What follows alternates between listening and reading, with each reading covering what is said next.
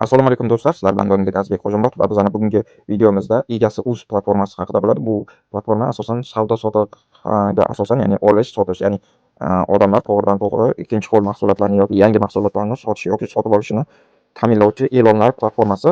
Endi bu platforma haqida hozir video davomida batafsil to'xtalib o'tamiz. Bundan oldin sizlarga shuni eslatib qo'ymoqchi edim.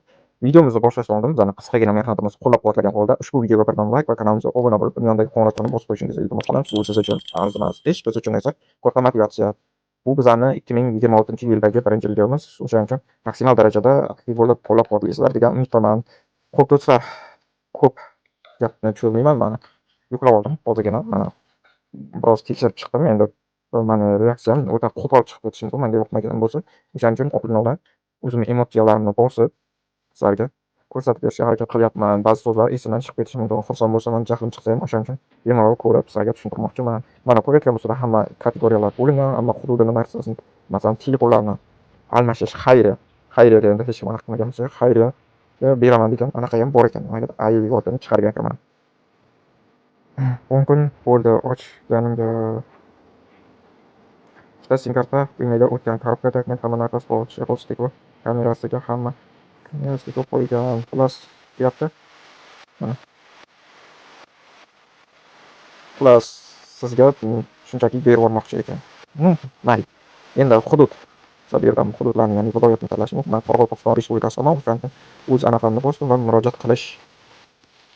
Mana endi o'z tarafimdagi videolar chiqqanga o'xshab, nima chiqmagan. Yaqin hududlarni ko'rsatib, Xorazm, Toshkent yaqin emas u yerda. Plus mana hududimdan e'lon joylangan. O'shaning uchun agarda siz ham mana shunaqa qidirish doirasini toraytirib, o'zingizga kerakli narsalarni qidirishingiz mumkin ekan. Bu borada OLXdan ko'ra yaxshiroq. Mana hammasini kategoriyalarga bo'lib chiqqan, yaxshigina. Menga bu tarafdan yoqdi. Faqat ayrim kamchiliklar bor. Agarda o'shani qo'shsa, to'la qolib qolgan e'lonlar platformasidan yetakchi bo'ladi, ya'ni undan mukammalroq ko'rinadi. Sabab birinchisi mana Ramazbar bor deyapti. Mana masalan bu yerda egasi kommentariy qoldirishi mumkin, ya'ni tovar haqida qo'shimcha anaqa berib, xullas shunaqa narsalar bor. Masalan, mana buni rus tilida yozgan, tagida mana shu rus tilida kommentariy yozganlarni, o'sha kommentariy ma'lumot berganini har xil tillarda tarjima qilish imkonini chiqarib qo'ysa yaxshi bo'lardi. Masalan, men rus tilini tushunmayman, o'zbekchada tarjima qilib ko'rib olib, agar yoqsa gaplashib egasi bilan shunaqa qilib sotib olish mumkin. Va ikkinchisi, bu yerda xususiy kuryerlik, ya'ni kargo xizmatlari bor. Hududiy va tashqi BTS masalan yoki davlatning UzPost kargo xizmatlari bor. O'shalar bilan kollaboratsiya qilsa, masalan, men mana shu rullarni, masalan, mana shu subwooferni sotib olmoqchiman va sotib olgan paytda sotib olish tugmasini bosib, qayergacha olib kelib berishni, ya'ni pochta to'lovini alohida to'laydi va pochta to'lovini bosib, qaysi pochta qayerga olib kelib berishini bosib, lokatsiyani bosib va egasi uni tasdiqlaydi-yu, o'sha paytda ham o'sha pochta qayerdan olib ketishi yoki o'zing olib borib berasanmi mana shu filiallarimizga degan tugma chiqadi va u tasdiqlagandan keyin pochta yo'qdan, ya'ni kargo yo'qdan olib ketib, menga olib kelib beradi mana shu narsani.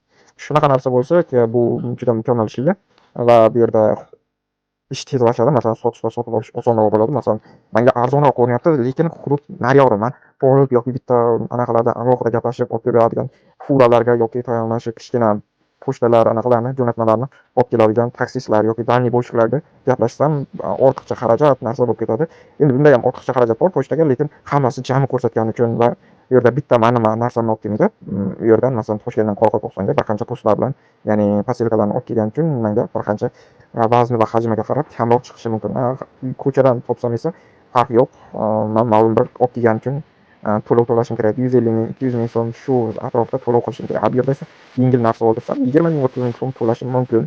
Va shu narsalar bo'lsa, albatta yaxshiroq platformaga aylangan bo'lardi. Nimaga OLXga emas bunga aytyapsan degan bo'lsa, OLX karantin davrida kuryerlik xizmati deb pochta xizmatlarini qo'shib ko'rgan, lekin unda muvaffaqiyatli bo'lmagan. Nimaga? Kuryerlik xizmatidan foydalanishingiz mumkin deganda, u prosta OLXdan tashqarida gaplash, meni aralashtirma degandek, o'zini saytigami, o'zini call centergami o'tkazib yuborgan va ularga tushuntirib o'tirish kerak edi. O'shaning uchun bu sal nima deyishimiz mumkin, uncha omadli kechmagan. O'shaning uchun xullas, mani hozirgi aytgan taklifim bo'yicha u amalga oshadigan bo'lsa, men albatta bu yerdan doimiy savdo qilgan bo'lardim. Odamlar ham bu yerga doimiy e'lon joylagan bo'lar edi. Ya'ni buyumlarni olib ketish va olib kelish xizmatlari bo'lganda, ya'ni qo'shimcha xarajat bo'lsa ham, o'zlari qilolmasa ham mana shu kargo xizmatlari bilan kollaboratsiya qilib amalga oshirsa yaxshi bo'lardi degan fikr menda bor. Endi hamma o'ziga qabul, mani fikrim shunaqa. OLX bilan o'xshatolmagan. O'shaning uchun men OLXda bu narsani ko'rdim, lekin yaxshi kechmagan. Bu agar yaxshiroq natija ko'rsatsa, men bunga prosta respekt aytaman. Undan foydalanib ko'ringlar, e'loninglar bo'lsa e'lon joylab ko'ringlar yoki sotib oladigan narsalaringiz bo'lishi mumkin. Kirib ko'ringlar. Men prosta bu yerda yoqdi-yoqmadi deyolmayman. Sababi men e'lon joylagani ham, bir narsa qaragani ham kelmaganman. O'shaning uchun hozir bu yerda ishim bitishi yoki bitmasligini bilmayman. O'shaning uchun men bilmayman, xullas bu yerda nima ishinglar bitadimi yo'qmi, yaxshimi yo'qmi.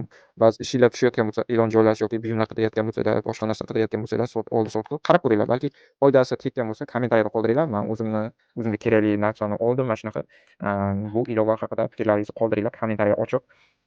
Agarda yoqmasa so'kib yozishingiz mumkin. Bemalol kommentariya yo'q deydi. Prosta senzurasiz kommentariya ochiq turadi. Faqat hech kimni haqorat qilmasanglar bo'ldi. Reaksiyangiz so'kinib gapirsanglar, mana shunaqa joyi bor ekan deb so'kinib gapirsangiz, meni qarshiligim yo'q. Bas, meni tushundinglar. Hammalarga rahmat. Keyingi videolarda ko'rishguncha xayr. Sog' salomat bo'ling. Hozircha shular edi.